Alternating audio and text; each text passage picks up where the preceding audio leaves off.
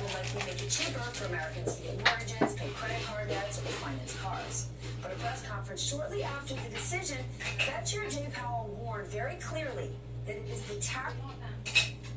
Well, at the end of the day, it began with David Remnick asking the question in the New Yorker, have you ever in your life encountered a character as wretched as Donald Trump?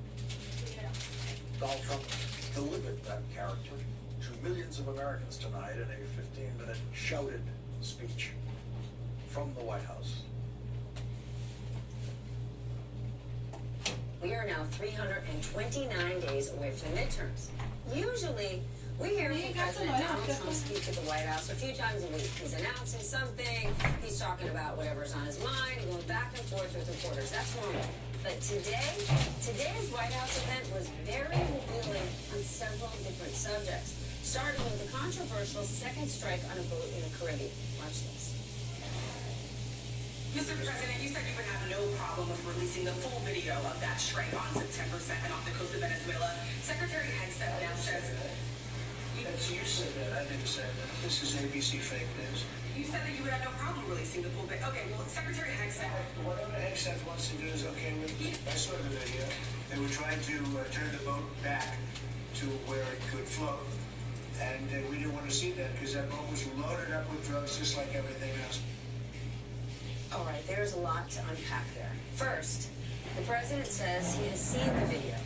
He also denied ever saying he would release the video. Well, for fact's sake, here's what the president himself said last week, 5 days ago. You released video of that first boat strike on September 2nd, but not the second video. Will you release video of that strike so that the American people can see for themselves what I don't know what they have, but whatever they have, we'd certainly release. No problem. And today, the president kept going after that final. Our first guest tonight has quite a very sad occasion, which was, it was after there was an attempt on his life, and I called him and checked.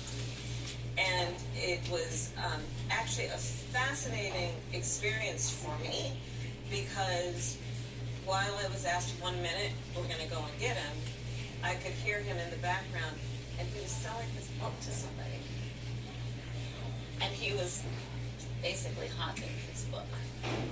And the contrast around the reality of the significance of an attempt to assassinate a former president of the United States, a candidate and a nominee at that point for president, and the fact that at that very, what should be a somber moment,